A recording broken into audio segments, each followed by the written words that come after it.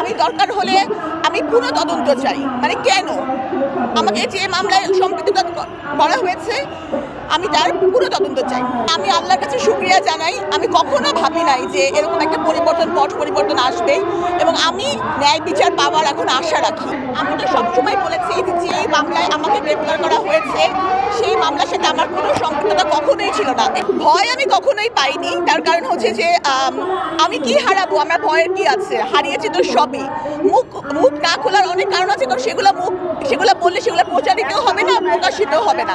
তো ঘটনা আসলে আমি একটা বই লিখেছি, অনেক কিছুই যে বইয়ের মধ্যে আমি লিখতে পারিনি, কারণ তাহলে হয়তো এমনিতেও বইটা বাজেয়াপ্ত করার ষড়যন্ত্র চলেছে।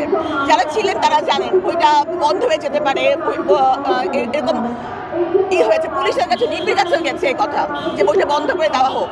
তো অনেক কিছুই লিখতে পারিনি, এখন ইনশাল্লাহ বন্দিনীর দ্বিতীয় খণ্ডে অনেক কিছুই তুলে ধরতে পারবো যেটা সবার কাজে লাগবে। এটা শুধু আজকে এই সরকার, নতুন সরকার এসেছে বলে না, আমি জেলখানা থেকে বার হওয়ার পরে প্রতিদিন এটা বলেছি, কারণ গণমাধ্যম কর্মীরা আপনারা জানেন আমি প্রতিদিন আপনাদের সম্মুখে যখনই এসেছি তখনই সেই একটা কথাই বলেছি।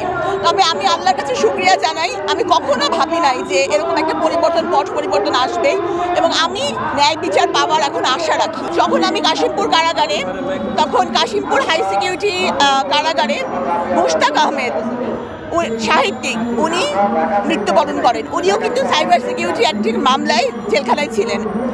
উনি বারবার জামিন চেয়েছেন কিন্তু জামিন মঞ্জুর হয়নি, একটা সময় উনি অসুস্থ হয়ে কারাগারে মারা যান। তো এটা শুনে আমাদের মনে প্রচণ্ড একটা ভয়ের সঞ্চার হয়, কারণ আমরা যারা হয়রানিমূলক মামলায় জেল খেটেছি তাদের জন্য একটা বড় ব্যাপার। তার কারণ হচ্ছে যে এইসব মামলাগুলো যে উদ্দেশ্য প্রণোদিতভাবে করা হয়, এই মামলায় সহজে জামিন হয়। জেঠাই খান পান্না স্যার, তো ওনাকে আমি জিজ্ঞেস করলাম স্যার জামিন কি হবে? স্যার বলে জামিন কেন হবে না, জামিনযোগ্য ধারা। তখন আমি বললাম স্যার আলোচিত মামলা।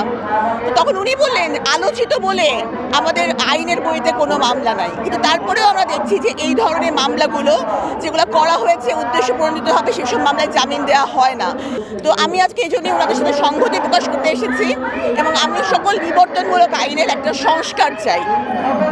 কিছু কিছু আইন তো থাকবে যেগুলো হচ্ছে গিয়ে যারা ডিজিটাল মাধ্যমকে ব্যবহার করে অন্যকে প্রতারণা করে, এইসব আইনগুলো থাকতে পারে, কিন্তু যে আইনগুলো বাক স্বাধীনতা বা আমাদের সংবিধানের সাথে সাংঘর্ষিক সেগুলা বাতিল করা উচিত বলে আমি মনে করি। চারটা দাবি তো ওনারা ভালো বলতে পারবেন, কারণ ওনারা সকলে এই বিবর্তনমূলক আইনগুলো বাতিল চেয়েছেন এবং যারা হচ্ছে যে এই মামলায় জেল খেটেছেন তাদের অবিলম্বে তাদের মামলাগুলো প্রত্যাহার করা বা খারিজ করে দেওয়ার ওনারা চেয়েছেন।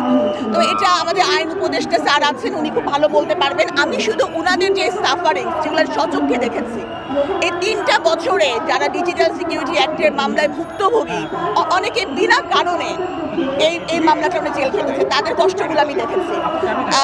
তো আমি এই জন্যই এসেছি আজকে তাদের সাথে সংহতি জানাতে। আসলে তখন তাদের নিজেদের ভাবমূর্তিটা ধরে রাখার জন্য আমি ছিলাম একটা বলির পাঠা বলতে পারেন। তবে বেশি কিছু বলতে চাই না, কারণ নিজের মামলা সম্পর্কে সাফাই গাইতে আসিনি।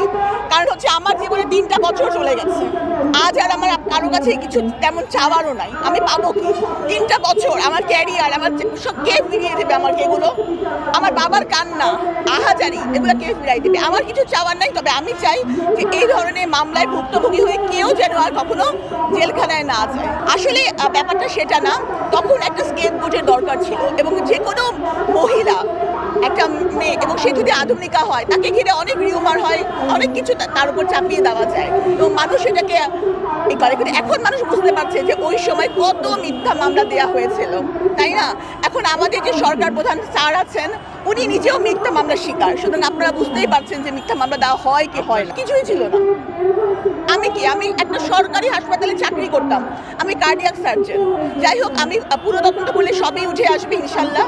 তো আমি বলতে চাই যে আমরা এখন নতুন একটা অনেক প্রাণের বিনিময়ে, অনেক ছোট ছোট বাচ্চা, আমাদের সন্তানদের প্রাণের বিনিময়ে আমরা যে একটা নতুন পরিবর্তন পেয়েছি। তো আমরা চাই যে যারা ভালো মানুষ তারা যেন একটা ন্যায় বিচার পায় এবং কখনোই যেন, আমি চাই যে বিচার বিভাগের স্বাধীনতা নিশ্চিত হোক। আমি বলতে চাই যে এখন যারা সরকার গঠন করেছেন তাদের সবার প্রতি আমি শ্রদ্ধা জানাই, আশা করি যারা পরিবর্তন আনবেন। এবং অনেকেই ভাবছেন যে একদিনে বুঝে বিশাল একটা পরিবর্তন চলে আসবে, অনেকেই আফসোস করছেন এই স্বাধীনতাকে চেয়েছিলাম হ্যান ত্যান এই জাতীয়, কিন্তু একদিনে কিন্তু কিছু হয় না, যে কোনো রিফরমেশনের জন্য টাইম দিতে হয়। তো আমি মনে করি যে যোগ্য ব্যক্তিরা যোগ্য অবস্থানে গিয়েছেন এবং ইনশাল্লাহ একটা ভালো পরিবর্তন আশা করি। আমরা তো সাধারণ মানুষ, আমাদের আর কি চাওয়ার আছে? আমরা চাই যে সব দিক থেকে দুর্নীতি লোপ পাক এবং কাউকে মিথ্যা মামলায় হয়রানি করে তার জীবন এবং তার ক্যারিয়ার, তার অর্জন, তার সম্মান আর নষ্ট না হয়। আমি মনে করি যে আমাদের দেশ চিকিৎসা সেবা স্বয়ংসম্পূর্ণ এবং এই কেউ যেন আর বিদেশে মানে ভারতমুখী না হয় একটা চিকিৎসা সেবা পাওয়ার জন্য। আমার এটা ইচ্ছা, কারণ আমাদের ডাক্তাররা অনেক কম্পিটেন্ট।